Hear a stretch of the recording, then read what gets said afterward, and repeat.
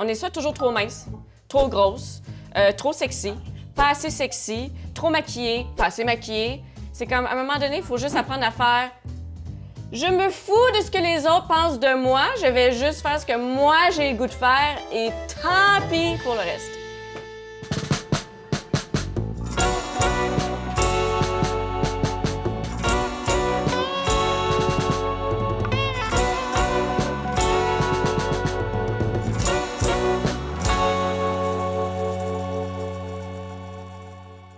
C'est quoi les canons de beauté du corps chez vous? En tout cas, ici, quand on est mince, en général, on dit elle est malade, elle est mal entretenue, nanani. Et être grosse, c'est tout à fait le contraire. Ça veut dire que, on a la belle vie. Si on est marié, ton mari s'occupe bien de toi. Ça se passe comment chez vous?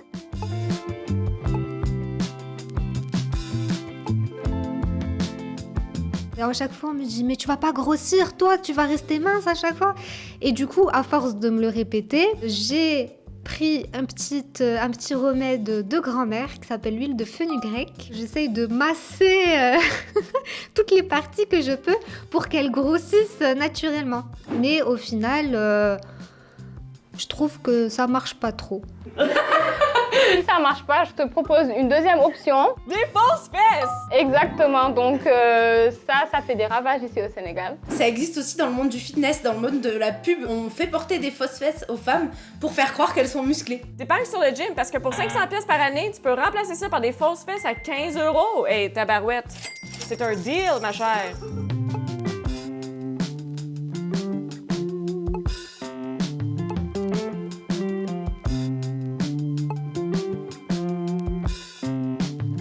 En 2021, avec les Kardashians qui ont pris d'assaut les réseaux sociaux, ben là, la mode a un peu changé. Donc, il faut être mince, avoir une taille mince. Mais si en plus, tu as des gros seins et des grosses fesses, là, par exemple, c'est le jackpot.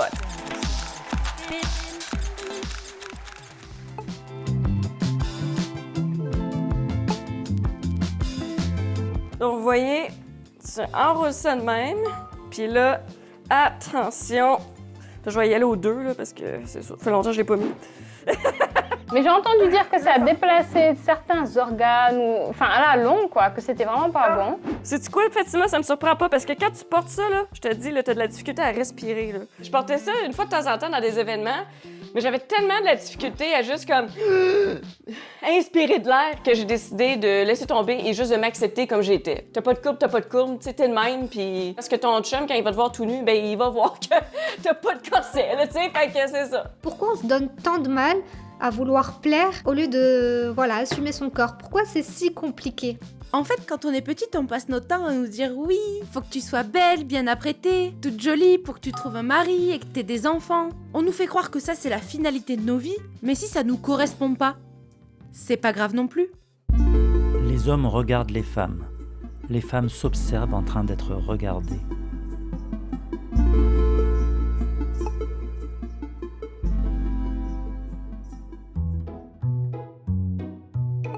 شتي كون ضعفيتي شويه كون جيتي كتهبلي شتي كون غلاضيتي شويه تجي كتحمقي شويه الماكياج هكا كرصايه طالون مالك ولد يباني راك كبرتي خصك تزوجي.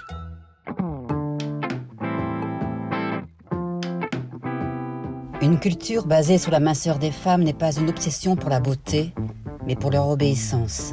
Le régime est l'un des plus puissants sédatifs politiques dans l'histoire des femmes.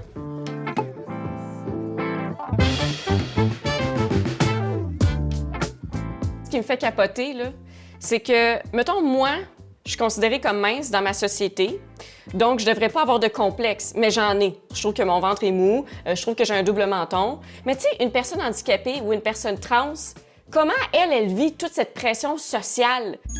Un quart des Canadiens souffrent d'obésité, mais on nous montre que des images de femmes minces. Et après ça, on se demande pourquoi il y a autant de femmes qui développent des troubles du comportement alimentaire.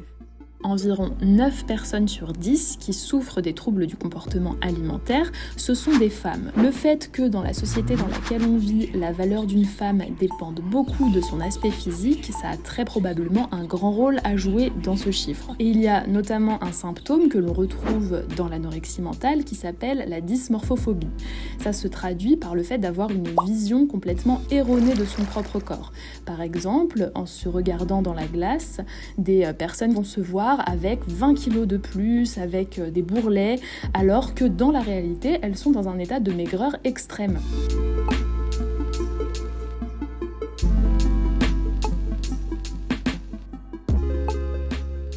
Je vivais dans la peur constante de prendre le moindre gramme. Pourtant, ça ne se voyait pas sur moi. Je riais beaucoup avec mes amis, mais je pleurais aussi souvent le soir quand je me retrouvais seule. En public, je mangeais peu, mais quand je me retrouvais seule face à la nourriture, j'étais incontrôlable. J'ai compris qu'il y avait des moyens rapides et faciles pour maigrir. Alors j'ai arrêté de manger. Et j'ai perdu beaucoup de poids. Au début, je me sentais flattée, contente d'avoir réussi. Puis j'ai repris du poids. Le sport est longtemps resté le moyen que j'utilisais pour compenser mes crises. J'en faisais beaucoup trop et j'étais complètement déconnectée de mon corps.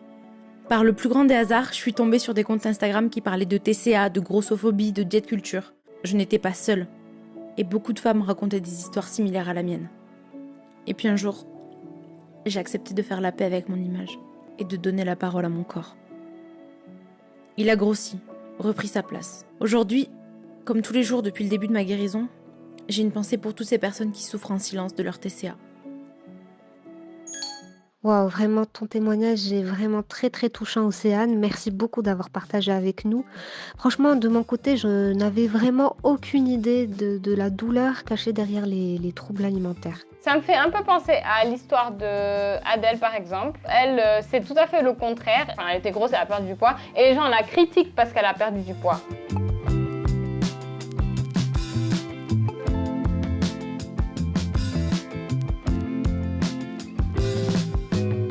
On a quand même une part de notre poids qui est déterminée par notre génétique et jusqu'à une certaine limite, on peut pas choisir son poids.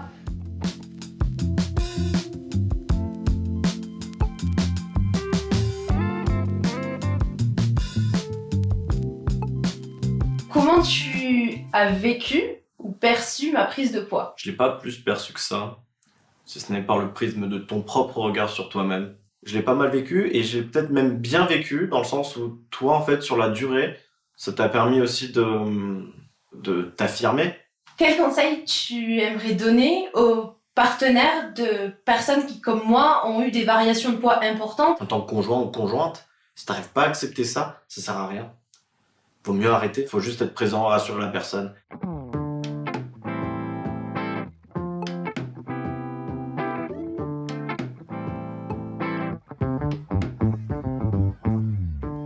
Il y a beaucoup d'hommes qui aiment les filles en chair. Ben oui. Moi, j'ai été la maîtresse de ben des gars. Ben oui. Mais qui voulaient pas nécessairement s'afficher. Tu sais, il y a 20 ans, il y a 30 ans, c'était pas comme aujourd'hui. Ouais. Mais tu sais, ils capotaient sur mon corps, là. Puis c'est pas parce que j'étais en manque ou c'est pas parce que j'étais due. Tu sais, j'avais une vie sexuelle très active. En tant que femme, c'est comme si on devait se figer dans une apparence dans le temps. On n'a pas le droit de vieillir, on n'a pas le droit de prendre du poids après une grossesse, alors que c'est fou quand même parce que si on accepte que notre vie se transforme, pourquoi on n'accepte pas que notre corps se transforme? La société et les femmes ne vont jamais se réconcilier en fait. Il y a trop de préjugés et puis de standards inatteignables et stupides. Il y en a même qui sont prêtes à passer sur le billard. Le Maroc est mondialement connu pour la chirurgie esthétique. J'ai demandé à un chirurgien de Casablanca ce que ses patientes lui demandent le plus souvent. On a des femmes complètement occidentalisées et d'autres complètement orientalisées. Ce qui est oriental, on le connaît, c'est le fait que ça se remarque. De gros seins, de grosses fesses, de grosses lèvres. Ça se voit de plus en plus chez des jeunes, même à partir de 17-18 ans. Des patientes qui demandent des fesses colombiennes, d'autres qui demandent des fesses brésiliennes. Je me souviens que le réveil a été très difficile, avec des douleurs atroces, qu'on ne s'attend pas à ça et on ne prépare pas les patientes pour ça. Alors le premier choc a été lors de la première visite du médecin après le réveil, lorsqu'il m'a annoncé qu'il avait changé la taille des prothèses et avait décidé de mettre plus grand que ce que l'on avait décidé, car ça irait mieux avec ma morphologie. Donc j'ai été mise devant le fait accompli. Aussi, lorsque l'on a retiré les bandages, le médecin a remarqué que j'avais une infection au niveau du syndrome, que je suis sûre que j'ai attrapé au sein de la clinique. Et donc ma peau s'est nécrosée. Et j'ai dû repasser par l'opération une deuxième fois où j'ai dû consommer une tonne d'antibiotiques, avoir un suivi à la maison et j'en passe. Ça a été une expérience très difficile. Malheureusement, les patients ne sont pas conscients que c'est des opérations très précises, très délicates qu'il faut faire chez des spécialistes confirmés et qui ont l'expérience.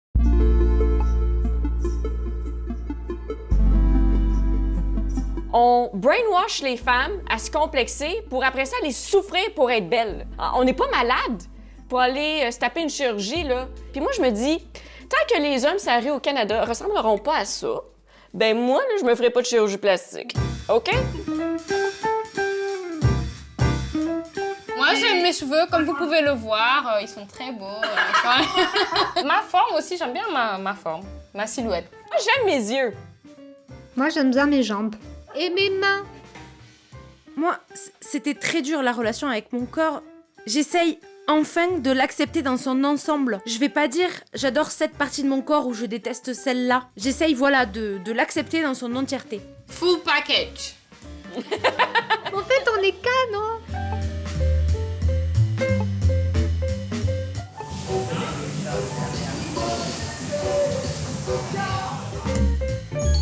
Alors moi je dirais que au début ce qui m'a aidé c'est le mouvement body positive.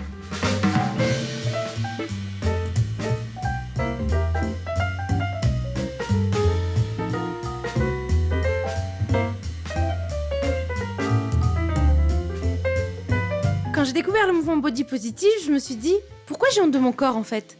J'ai un corps comme les autres. Tout le monde a des boutons, tout le monde a des bourrelets, tout le monde a des vergetures, tout le monde a des poils. Et en fait, petit à petit, j'ai commencé à me dire tiens, si j'essayais d'aimer les choses qui me plaisent sur mon corps, plutôt que de détester les choses qui ne me plaisent pas. Si tu pouvais accepter que la perfection est impossible, par quoi cesserais-tu d'être obsédée? Et encore petit à petit, en cheminant, je me suis dit à qui je cherche à plaire.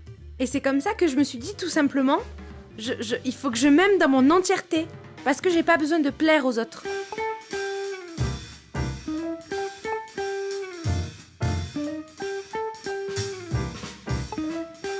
Dernièrement, j'étais sur une station balnéaire et j'étais en maillot de bain. Et tu as cette femme qui vient dans tout son entrain et toute sa sincérité. J'aime beaucoup votre courage, mais comment vous faites pour sortir comme ça avec vous vous assumez, hein? Enfin, sur le coup, moi, je lui ai rétorqué directement merci beaucoup, mais moi, je suis belle. Ça illustre parfaitement cette pensée comme quoi nous, les femmes grosses, on doit demander la permission, on ne doit pas se montrer comme ça parce que ça choque.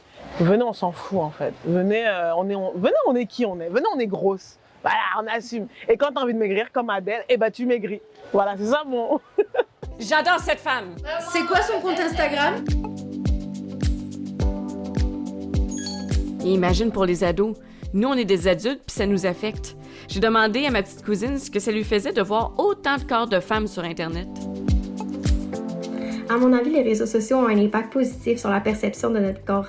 Souvent, sur les réseaux, on va voir des publications avec des corps féminins différents, comme un corps avec du poil, un autre avec des vergetures ou encore avec plus de hanches. Ce genre de publication-là, ça va vraiment nous pousser à normaliser nos corps et aussi ça va pousser ceux qui sont en manque de confiance en soi à s'aimer dans ce qu'ils sont.